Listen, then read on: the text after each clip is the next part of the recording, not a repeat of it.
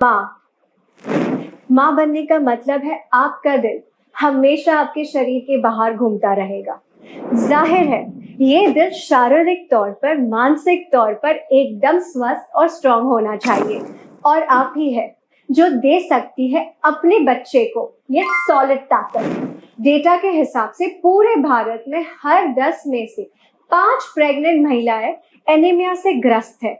हमारे निजी सर्वे के हिसाब से हर 10 में से 8 प्रेग्नेंट महिलाएं एनीमिया से ग्रस्त है।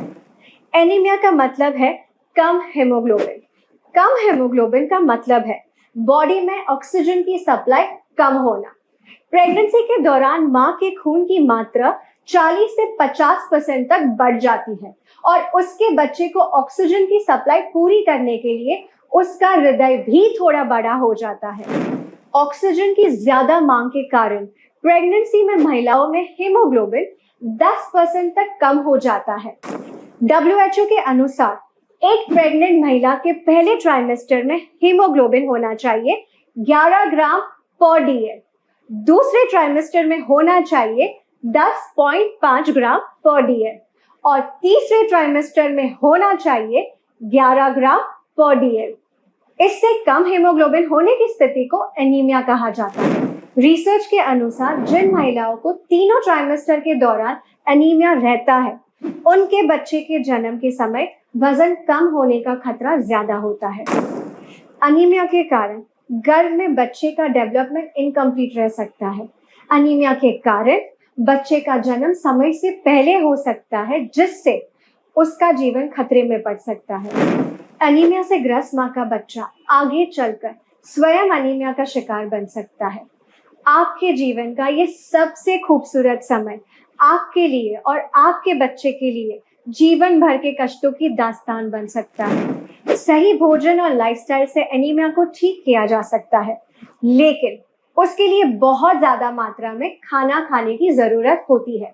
और प्रेगनेंसी में तो शरीर में इतने हार्मोनल बदलाव आते हैं कि महिलाओं को खाने में बहुत सारी चीजें पसंद आना बंद हो जाती है, और उल्टी करने की वजह से भोजन उनके शरीर में टिक ही नहीं पाता। ऐसे में अगर एक गोली दिला दे एनीमिया से मुक्ति, तो प्रेगनेंसी का आनंद दुगना हो जाए।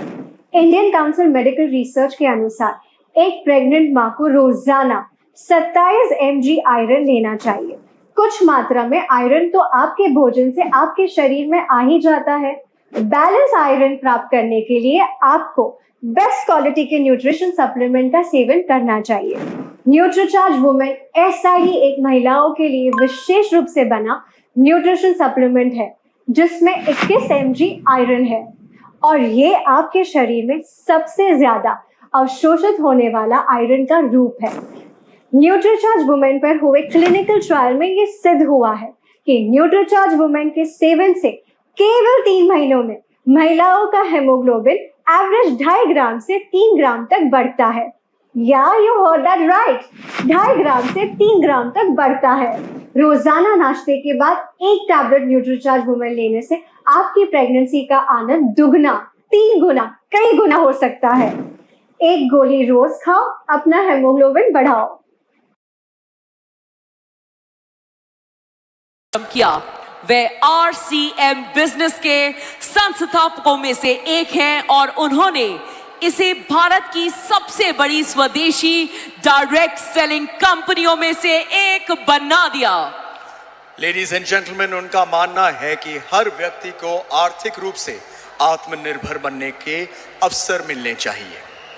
इसी सोच के साथ उन्होंने RCM के जरिए लाखों लोगों को रोजगार और व्यवसाय का एक नया रास्ता दिखाया है। Please ladies and gentleman, put your hands together for the very dynamic TC Chhabra ji.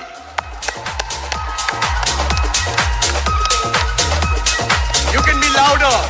Show some respect please for this amazing man.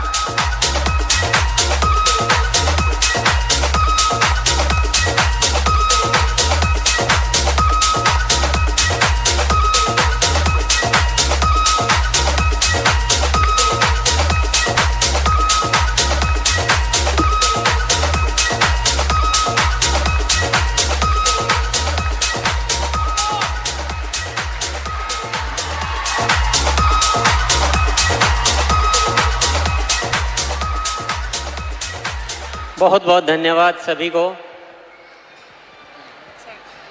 सबसे पहले मैं धन्यवाद की शुरुआत करूंगा ADSI और केट, जिन्होंने ये अद्भुत आयोजन संपन्न किया है।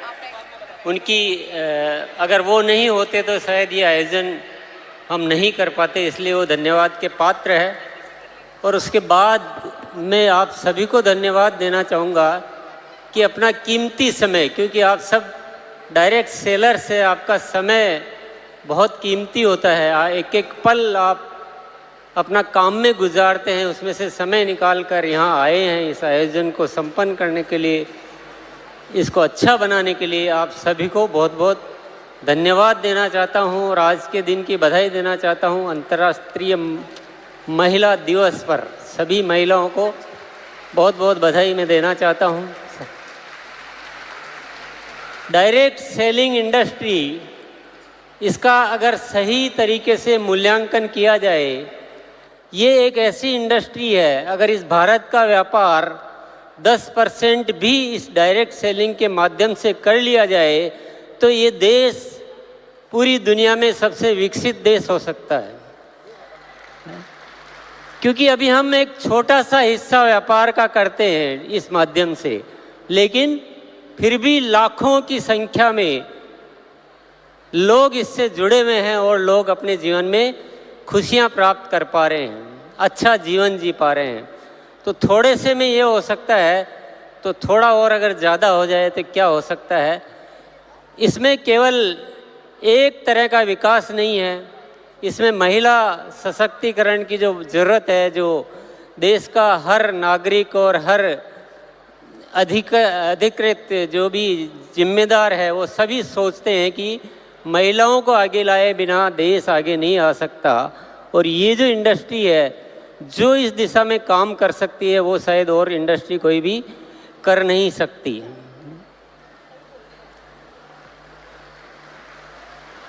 तो ये बहुत मायने रखता है, बहुत इम्पोर्टेंट है।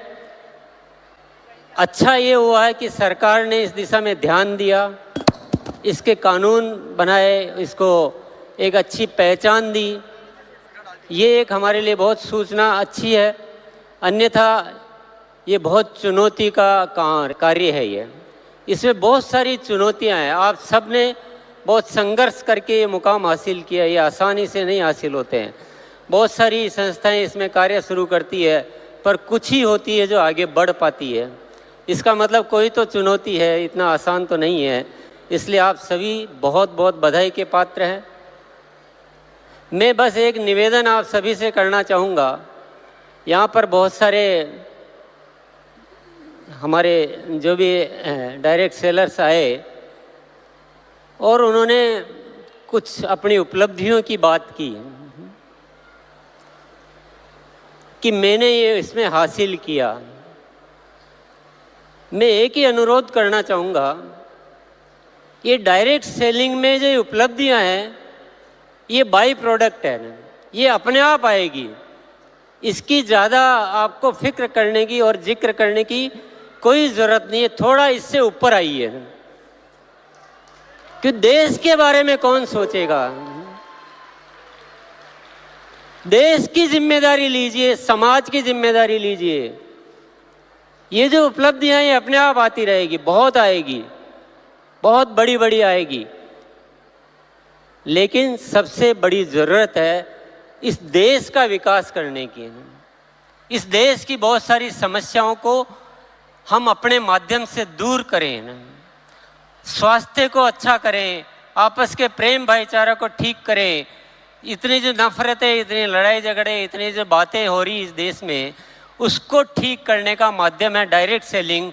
जब इससे इतना बड़ा किया जा सकता है तो हम छोटी चीज़ों में क्यों इतना मशगूल हो जाते हैं ना।